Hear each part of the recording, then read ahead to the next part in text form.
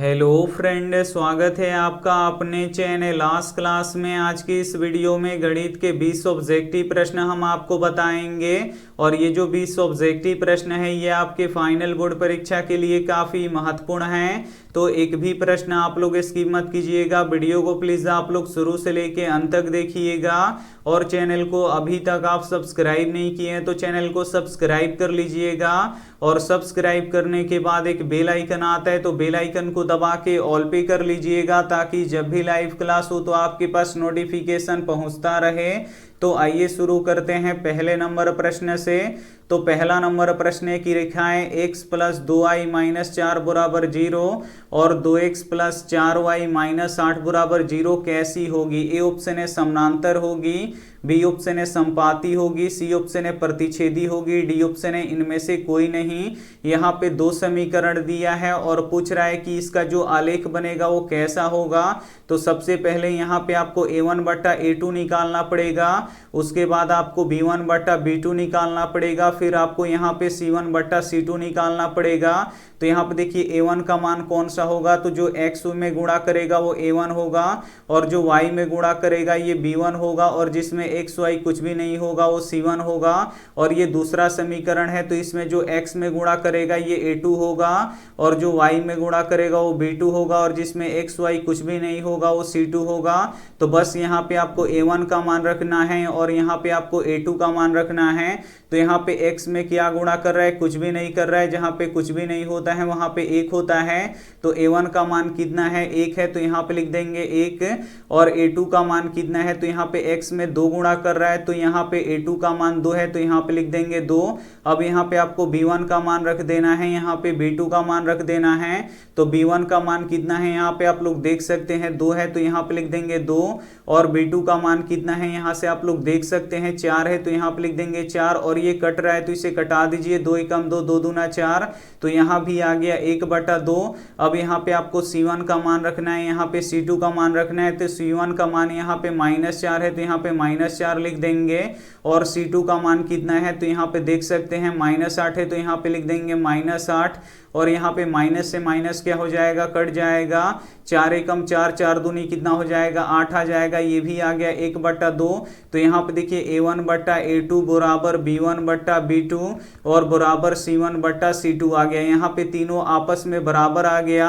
तो जब तीनों आपस में बराबर होता है तो आलेख कैसा होता है, तो संपाती होता है। तो यहाँ पे बी वाला ऑप्शन बिल्कुल ही सही हो जाएगा। आइए देखते हैं अगला प्रश्न, 2 नंबर प्रश्न है कि cos 90 डिग्री माइनस a किसके बराबर होगा, ये पूछ रहा है। यहाँ पे आपको पूछ रहा है कि cos 90 डिग्री माइनस a किसके बराबर होता है, तो ये साइन a के बराबर होता है। इसे आपको याद रखना है, ये फॉर्मूला है। यहाँ पे बी वाला ऑप्शन बिल्कुल ही सही हो जाएगा। आइए देखते हैं अगला प्रश्न, 3 नंबर प्रश्न है कि समानांतर श्रेणी 2, 7, 12 डॉट डॉट का प्रथम 10 पदों का योगफल होगा। काफी महत्वपूर्ण प्रश्न है। यहाँ पे प्रथम 10 पदों का योगफल निकालना है।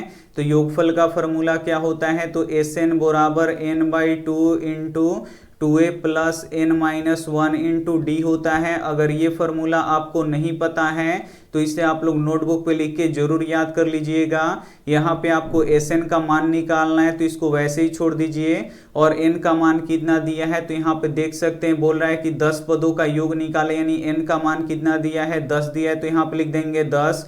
और बट्टा के नीचे 2 है तो यहाँ पे लिख देंगे 2 और फिर यहाँ पे 2 है तो 2। और a का मान कितना दिया है, यहाँ पे देखिए a क्या होता है, प्रथम पद होता है और प्रथम पद कितना है, 2 है तो यहाँ पे लिख देंगे 2। प्लस n का मान कितना है 10 और यहाँ पे -1 है तो -1। और d का मान कितना है, तो d कैसे निकलता है, तो d निकलता है दूसरे पद में से पहले पद को घटाने पर। तो दूसरा पद कितना है 7 है और पहला पद कितना है 2 है, जब घटाएंगे तो कितना आएगा 5 आएगा। तो d का मान यहाँ पे हम 5 लिख देंगे। अब यहाँ पे देखिए Sn बराबर 2 से 10 कितना बार में कटेगा, 5 बार में कटेगा। तो 5 इंटू यहाँ पे देखिए 2 दूना कितना हो जाएगा, 4 हो जाएगा, प्लस 10 में से 1 घटेगा, कितना बचेगा, 9 बचेगा और ब्रैकेट टूटेगा तो गुणा का चिन्ह आएगा। और यहाँ पे 5 है तो यहाँ पे लिख देंगे 5। अब यहाँ पे देखिए Sn बराबर 5 इंटू यहाँ पे 4 प्लस 9 बचे कितना हो जाएगा, यहाँ पे 45 हो जाएगा। अब इसे आपको क्या करना है, जोड़ लेना है तो SN बराबर क्या हो जाएगा 5 इंटू यहाँ पे 45 में 4 जोड़ेंगे तो ये हो जाएगा 49। अब यहाँ पे देखिए SN बराबर क्या हो जाएगा 5 और ये ब्रैकेट टूटेगा तो गुणा का चिन्ह आएगा और यहाँ पे हो जाएगा 49। अब इसे आपको क्या करना है, गुणा कर लेना है। तो यहाँ पे देखिए 9 पचे 45 के 5 हाथ में लगा 4 और 5 चौका 20 और 4 कितना हो जाएगा 24 हो जाएगा, नहीं 245 हमारा बिल्कुल सही आंसर हो जाएगा। यहाँ पे ए वाला ऑप्शन बिल्कुल ही सही हो जाएगा। आइए देखते हैं अगला प्रश्न 4 नंबर प्रश्न है कि वर्ग अंतराल 40-60 का वर्ग चिन्ह ज्ञात करें। काफी महत्वपूर्ण प्रश्न है। यहाँ पे वर्ग अंतराल दिया हुआ है, इसका आपको वर्ग चिन्ह निकालना है। तो वर्ग चिन्ह कैसे निकलता है, तो निम्न सीमा और उच्च सीमा को जोड़ के उसमें 2 से भाग लगा दिया जाता है और कटने के बाद जो आता है वही उसका वर्ग चिन्ह होता है। तो हम भी यहाँ पे क्या करेंगे कि निम्न सीमा और उच्च सीमा को जोड़ देंगे और इसमें 2 से भाग लगा देंगे। तो यहाँ पे देखिए 40 और 60 जोड़ेंगे तो कितना हो जाएगा 100 हो जाएगा और बट्टा के नीचे 2 है तो यहाँ पे लिख देंगे 2 और 2 से 100 कितना बार में कटेगा 50 बार में कटेगा। तो यहाँ पे वर्ग चिन्ह कितना निकल गया 50 निकल गया। यहाँ पे बी वाला ऑप्शन बिल्कुल ही सही हो जाएगा। ये देखते हैं अगला प्रश्न 5 नंबर प्रश्न है कि समीकरण 7x square minus 12x plus 18 बराबर 0 के मूलों का योग एवं मूलों का गुणनफल का अनुपात होगा। काफी महत्वपूर्ण प्रश्न है ये आपके बोर्ड परीक्षा के लिए। एक समीकरण यहाँ पे दिया हुआ है, इसका आपको मूलों का योग एवं मूलों का गुणनफल का अनुपात निकालना है। तो मूलों का योग का फॉर्मूला क्या होता है, तो अल्फा प्लस बीटा होता है और मूलों का गुणनफल का फॉर्मूला क्या होता है, तो अल्फा इंटू बीटा होता है। इन दोनों का आपको क्या निकाल देना है, अनुपात निकाल देना है। तो यहाँ पे देखिए अल्फा प्लस बीटा का फॉर्मूला क्या होता है, माइनस बी बट्टा ए होता है और यहाँ पे अनुपात है तो अनुपात, और यहाँ पे देखिए अल्फा इंटू बीटा का फॉर्मूला क्या होता है, तो सी बट्टा ए होता है। तो यहाँ से ए क्या हो जाएगा, कट जाएगा। तो यहाँ पे बचेगा माइनस बी अनुपात सी। तो बस यहाँ पे आपको बी का मान रख देना है और यहाँ पे आपको सी का मान रख देना है।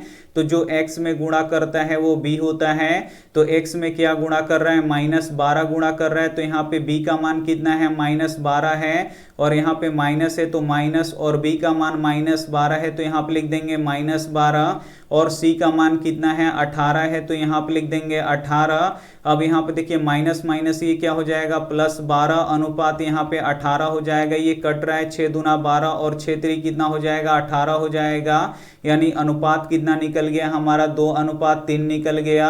यहाँ पे डी वाला ऑप्शन बिल्कुल ही सही हो जाएगा। आइए देखते हैं अगला प्रश्न 6 नंबर प्रश्न है कि sine A into cosec A का मान होगा। यहाँ पे आपको निकालना है कि साइन ए इंटू यहाँ पे कॉसेक ए का आपको मान निकालना है कि क्या होगा। तो यहाँ पे देखिए साइन का उल्टा क्या होता है, तो 1 कॉसेक होता है। तो यहाँ पे लिख देंगे 1 कॉसेक ए गुणे यहाँ पे देखिए कॉसेक ए है तो यहाँ पे लिख देंगे कॉसेक ए। अब यहाँ पे देखिए कॉसेक ए से कॉसेक ए क्या हो जाएगा, कट जाएगा। तो यहाँ पे कितना बचेगा, 1 बचेगा। तो यहाँ पे सी वाला ऑप्शन बिल्कुल ही सही हो जाएगा। आइए देखते हैं अगला प्रश्न 7 नंबर प्रश्न है कि किसी वृत्ताकार क्षेत्र की परिधि 4 पाई मीटर है तो उसकी त्रिज्या होगी। काफी महत्वपूर्ण प्रश्न है। यहाँ पे देखिए किसी वृत्त का यहाँ पे परिधि दिया हुआ है, कितना दिया हुआ है परिधि, तो 4 पाई मीटर यहाँ पे इसका परिधि दिया है। तो बोल रहा है कि इसका त्रिज्या क्या होगा। तो सबसे पहले यहाँ पे परिधि दिया हुआ है वृत्त का, तो यहाँ पे लिख देंगे वृत्त, यहाँ पे हम लिख देंगे वृत्त का परिधि। यहाँ पे देखिए वृत्त का परिधि कितना दिया हुआ है, तो वृत्त का परिधि दिया हुआ है 4 पाई मीटर और वृत्त का परिधि का फॉर्मूला क्या होता है, तो 2 पाई आर होता है। तो 2 पाई आर बराबर यहाँ पे कितना दिया हुआ है, 4 पाई मीटर। तो यहाँ पे देखिए पाई से पाई क्या हो जाएगा, कट जाएगा और 2 से 4 2 बार में कट जाएगा। तो आर का मान कितना निकल गया, 2 मीटर निकल गया और आर ही क्या होता है, त्रिज्या होता है। तो त्रिज्या हमारा 2 मीटर निकल गया। यहाँ पे बी वाला ऑप्शन बिल्कुल ही सही हो जाएगा। आइए देखते हैं अगला प्रश्न 8 नंबर प्रश्न है कि यदि 4 tan a बराबर 4 हो तो a का मान है। काफी महत्वपूर्ण प्रश्न है ये आपके बोर्ड परीक्षा के लिए। यहाँ पे 4 tan a बराबर 4 दिया है तो यहाँ से आपको a का मान निकालना है। तो a का मान कैसे निकलेगा, तो इधर 4 गुणा कर रहा है तो बराबर के उधर जाके भाग करेगा, तो इधर हमारा tan a बच जाएगा और बराबर के उधर क्या हो जाएगा 4/4 हो जाएगा। और 4 से 4 कितना बार में कटेगा, एक बार में कटेगा, तो tan a बराबर कितना निकल गया, 1 निकल गया। अब यहां से आपको a का मान निकालना है, तो a का मान कैसे निकलेगा, तो इधर से tan को हटाना पड़ेगा। तो tan कैसे हटेगा, तो बराबर के इधर भी एक tan रहता तो tan से tan कट जाता, तो यहाँ पे देखना पड़ेगा कि tan कितने डिग्री का मान 1 होता है, तो tan 45 डिग्री का मान 1 होता है। तो 1 के जगह पे हम कितना लिखेंगे, tan 45 डिग्री लिखेंगे, क्योंकि tan 45 डिग्री का मान 1 होता है। तो इधर tan है तो tan a लिख देंगे, और 1 के जगह पे हम कितना लिखेंगे, यहाँ पे tan 45 डिग्री लिखेंगे, क्योंकि tan 45 डिग्री का मान 1 ही होता है। तो यहाँ से tan क्या हो जाएगा, कट जाएगा। a बराबर कितना निकल गया, 45 डिग्री निकल गया। यहाँ पे सी वाला ऑप्शन बिल्कुल ही सही हो जाएगा। ये देखते हैं अगला प्रश्न 9 नंबर प्रश्न है कि 21 सेंटीमीटर त्रिज्या वाले वृत्त के उस चाप की लंबाई क्या होगी जो केंद्र पर 60 डिग्री का कोण अंतरित करता है। काफी महत्वपूर्ण प्रश्न है। यहाँ पे आपको चाप की लंबाई निकालना है, तो चाप की लंबाई निकालने का फॉर्मूला क्या होता है, तो θ/360 गुणे 2πr होता है। तो बस यहाँ पे आपको थीटा का मान रख देना है, यहाँ पे पाई का मान रख देना है, और यहाँ पे आर का मान रख देना है।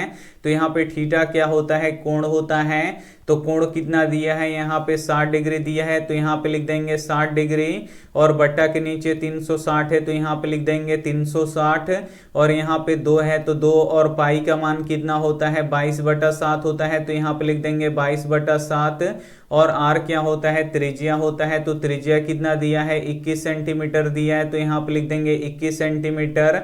तो यहाँ पे देखिए 1 0 से 1 0 कट जाएगा, यहाँ पे 6 छक्का कितना हो जाएगा 36 हो जाएगा, और यहाँ पे देखिए 7 त्रिका कितना हो जाएगा 21 हो जाएगा, और 3 दूना कितना हो जाएगा, यहाँ पे 6 हो जाएगा, और 2 से 2 कट जाएगा। तो यहाँ पे कितना बच गया, तो सिर्फ यहाँ पे 22 सेंटीमीटर बच गया। यही आपका क्या हो जाएगा, चाप की लंबाई हो जाएगा। यहाँ पे बी वाला ऑप्शन बिल्कुल ही सही हो जाएगा। आइए देखते हैं अगला प्रश्न 10 नंबर प्रश्न है कि निम्नलिखित में से कौन केंद्रीय प्रवृत्ति की माप नहीं है। ए ऑप्शन है माध्य, बी ऑप्शन है माध्यक, सी ऑप्शन है बहुलक, डी ऑप्शन है मानक विचलन। तो यहाँ पे आपको बताना है कि निम्न में से कौन केंद्रीय प्रवृत्ति की माप नहीं है, तो मानक विचलन नहीं है। यहाँ पे डी वाला ऑप्शन बिल्कुल ही सही हो जाएगा। आइए देखते हैं अगला प्रश्न 11 नंबर प्रश्न है कि समानांतर श्रेणी 14 9 4 -1 -6 डॉट डॉट का 12वां पद है। यहाँ पे जो ये एपी दिया है इसका 12वां पद निकालना है। तो 12वां पद का फॉर्मूला क्या होता है, तो a + 11d होता है। बस यहाँ पे आपको a का मान रख देना है, यहाँ पे d का मान रख देना है। तो a क्या होता है, प्रथम पद होता है, तो ap का प्रथम पद कितना है 14 है। अब यहाँ पे आपको d का मान निकालना है, तो d कैसे निकलता है, तो दूसरे पद में से पहले पद को घटाना पड़ता है। तो दूसरा पद कितना है 9 है, और पहला पद कितना है 14 है। तो यहाँ पे देखिए 9 में से हम 14 घटाएंगे तो कितना बचेगा, -5 बचेगा। तो यहाँ पे देखिए a और d का मान निकल गया है, बस इसमें आपको रखना है। तो a का मान कितना है 14 है, तो यहाँ पे लिख देंगे 14 प्लस है तो प्लस, और यहाँ पे 11 है तो 11, और d का मान कितना है -5 है, तो यहाँ पे लिख देंगे -5। अब यहाँ पे देखिए 14, और यहाँ पे देखिए प्लस और माइनस क्या हो जाएगा, माइनस हो जाएगा। 11 पचे कितना हो जाएगा, यहाँ पे 55 हो जाएगा। तो यहाँ पे देखिए 55 में से 14 घट जाएगा तो कितना बचेगा, यहाँ पे देखिए 5 में से 4 गया 1 बचेगा, और यहाँ पे 5 में से 1 गया 4, यानी -41 बचेगा। यहाँ पे बी वाला ऑप्शन बिल्कुल ही सही हो जाएगा। आइए देखते हैं अगला प्रश्न 12 नंबर प्रश्न है कि cos a × tan a, ये पूछ रहा है कि ये किसके बराबर होगा। यहाँ पे दिया है cos a गुणे यहाँ पे tan a, और पूछ रहा है कि ये किसके बराबर होगा। तो यहाँ पे देखिए cos a है तो इसको वैसे ही छोड़ दीजिए, और tan a का फॉर्मूला क्या होता है, तो ये होता है sin a बटा cos a। तो यहाँ पे tan a का हम फॉर्मूला लिख देंगे। tan a का फॉर्मूला क्या होता है, तो sin a बटा cos a होता है। तो यहाँ पे देखिए cos a से cos a क्या हो जाएगा, कट जाएगा, क्या बचेगा, तो यहाँ पे sin a बचेगा। यहाँ पे बी वाला ऑप्शन बिल्कुल ही सही हो जाएगा। आइए देखते हैं अगला प्रश्न 13 13 नंबर प्रश्न है कि यदि x प्लस 2 3x और 4x प्लस 1 समानांतर श्रेणी में हो तो x का मान आपको क्या करना है, निकालना है। यहाँ से आपको x का मान निकालना है। यहाँ पे दिया है x प्लस 2, उसके बाद यहाँ पे दिया है 3x और यहाँ पे दिया है 4x प्लस 1। बोल रहा है कि ये एपी में है, तो इस x का मान आपको क्या करना है, निकालना है। तो x का मान कैसे निकलेगा, तो जो ऑप्शन में है वही आपको यहाँ पे रखना है और एक यहाँ पे समानांतर श्रेणी बनाना है और जो समानांतर श्रेणी में आएगा वही x का मान होगा। तो सबसे पहले हम यहाँ पे 1 रख के देखते हैं।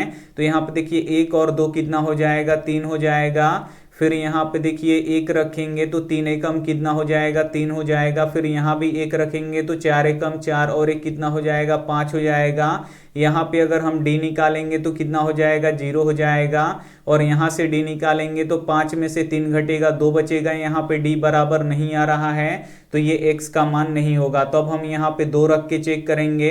तो यहाँ पे देखिए 2 और 2 कितना हो जाएगा, यहाँ पे 4 हो जाएगा। अब यहाँ पे हम 2 रखेंगे तो 3 दूना कितना हो जाएगा, यहाँ पे 6 हो जाएगा। अब हम फिर यहाँ पे 2 रखेंगे तो 4 दूना 8 और 1 कितना हो जाएगा, यहाँ पे 9 हो जाएगा।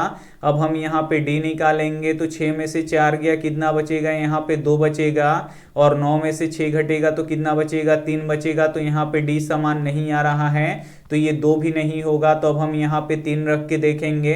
तो जब हम x के जगह पे 3 रखेंगे तो 3 और 2 कितना हो जाएगा, 5 हो जाएगा। और यहाँ पे हम 3 रखेंगे तो 3 तरीका कितना हो जाएगा, 9 हो जाएगा। और यहाँ पे हम 3 रखेंगे तो 3 चौका कितना हो जाएगा, 12 और 1 कितना हो जाएगा, यहाँ पे 13 हो जाएगा। यहाँ पे देखिए 9 में से 5 घटाएंगे तो कितना बचेगा, 4 बचेगा। और 13 में से यहाँ पे 9 घटाएंगे तो कितना बचेगा, 4 बचेगा। तो यहाँ पे d बराबर आ रहा है, यानी ये एपी में है। तो यहाँ पे x का मान कितना होगा, आपका 3 होगा। यहाँ पे सी वाला ऑप्शन बिल्कुल ही सही हो जाएगा। आइए देखते हैं अगला प्रश्न 14 नंबर प्रश्न है कि आंकड़े 5, 4, 13, 9, 8, 9, 9, 11, 14 का बहुलक है। यहाँ पे आपको इसका बहुलक निकालना है। तो बहुलक क्या होता है, तो जो संख्या सबसे ज्यादा बार आया होता है वही बहुलक होता है।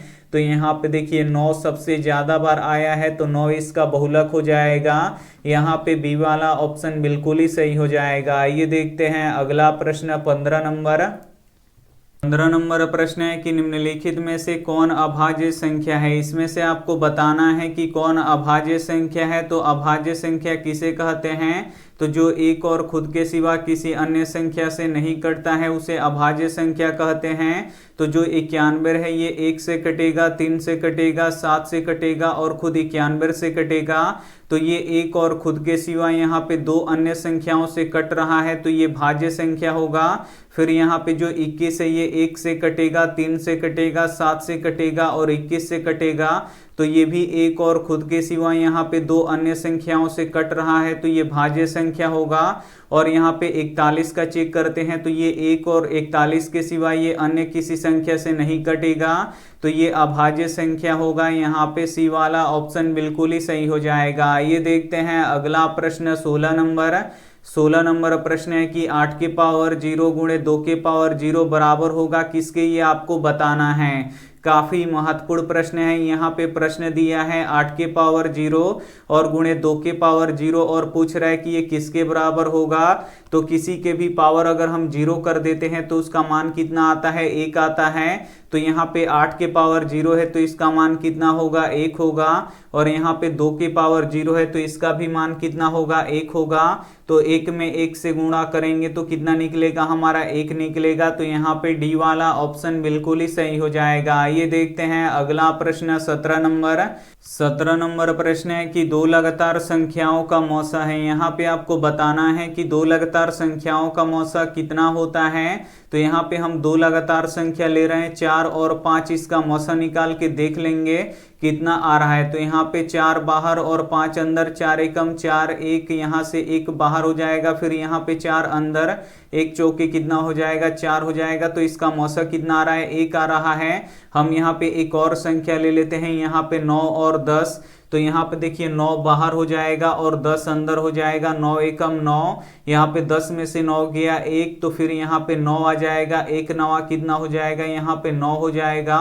तो यहाँ भी आ रहा है मौसा 1, यानी दो लगातार संख्याओं का मौसा कितना होता है, 1 होता है। तो यहाँ पे डी वाला ऑप्शन बिल्कुल ही सही हो जाएगा। आइए देखते हैं अगला प्रश्न 18 नंबर।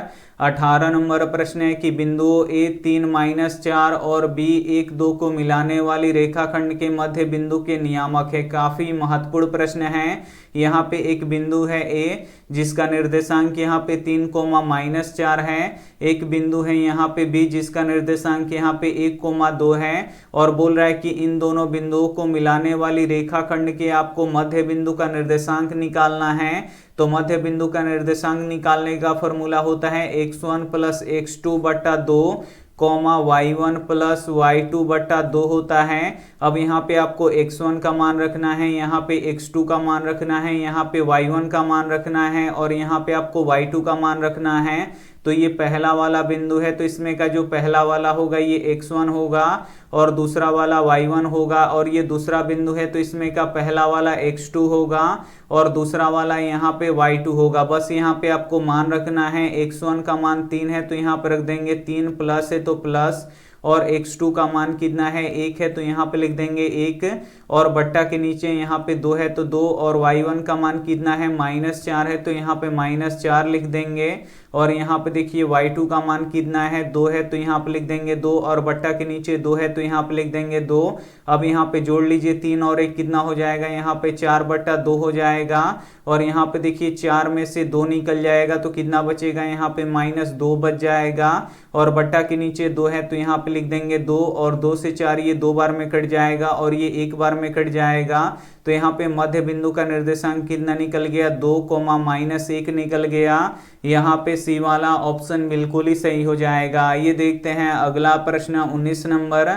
19 नंबर प्रश्न है कि बिंदु 4.5 और 6.5 किस पाद में स्थित है। यहाँ पे आपको बताना है कि जो ये बिंदु है ये किस पाद में स्थित है। तो यहाँ पे देखिए पहला पाद होता है, और ये दूसरा पाद होता है, और ये तीसरा पाद होता है, और ये चौथा पाद होता है। तो जो पहला वाला पाद होता है इसमें x का भी मान प्लस में होता है और y का भी मान प्लस में होता है, और दूसरे पाद में x का मान माइनस होता है और y का मान प्लस होता है, और तीसरा में x का भी मान माइनस में होता है और y का भी मान माइनस में होता है, और चौथा में यहाँ पे देखिए x का मान क्या होता है, प्लस में होता है और y का मान माइनस में होता है। तो इसमें का जो पहला वाला है ये x का मान है और दूसरा वाला y का मान है। तो यहाँ भी x भी प्लस में है और y भी प्लस में है, तो दोनों प्लस किस पाद में होता है, तो ये पहले वाले पाद में होता है। तो यहाँ पे ए वाला ऑप्शन बिल्कुल ही सही हो जाएगा। ये देखते हैं अंतिम प्रश्न 20 नंबर। 20 नंबर प्रश्न है कि दो संख्याओं का मौसा 15 तथा लसा 105 है। यदि इनमें से एक संख्या 5 है तो दूसरी संख्या ज्ञात करें। काफी महत्वपूर्ण प्रश्न है। यहाँ पे आपको दूसरी संख्या निकालना है जिसमें मौसा 15 दिया है और लसा 105 दिया है और पहली संख्या 5 दिया है। तो यहाँ से आपको दूसरी संख्या निकालना है।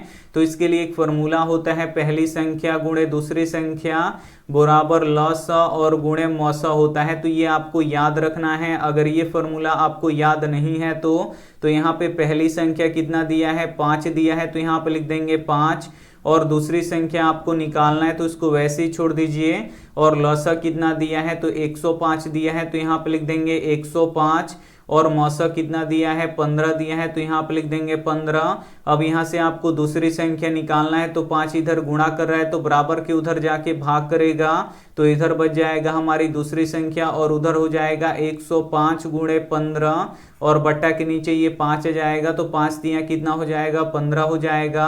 अब यहाँ पे देखिए दूसरी संख्या बराबर क्या हो जाएगा, अब इसे गुणा कर लीजिए, 5 तिया 15 के 5 हाथ में लगा 1, 3 में 0 से गुणा करेंगे तो 0 और 1 हासिल, यहाँ पे कितना हो जाएगा, 1 हो जाएगा, और 3 एकम कितना हो जाएगा, यहाँ पे 3 आ जाएगा। नहीं देखिए यहाँ पे दूसरी संख्या कितना निकल गया, 315 निकल गया। यहाँ पे सी वाला ऑप्शन बिल्कुल ही सही हो जाएगा। उम्मीद करते हैं ये सभी प्रश्न आपको काफी अच्छी तरीके से समझ में आ गया होगा। समझ में आ गया है तो प्लीज आप लोग वीडियो को लाइक कीजिएगा, अपने दोस्तों के पास इस वीडियो को जरूर शेयर कीजिएगा, और चैनल को अभी तक आप सब्सक्राइब नहीं किए हैं तो चैनल को सब्सक्राइब कीजिएगा थैंक यू फॉर वॉचिंग। मिलते हैं अगली वीडियो में, तब तक अपना ध्यान रखिए। अब अगला क्लास यहाँ पे सुबह में 5:30 बजे होगा, तब तक अपना ध्यान रखिए, मन लगा के पढ़ाई कीजिए। Take care and bye.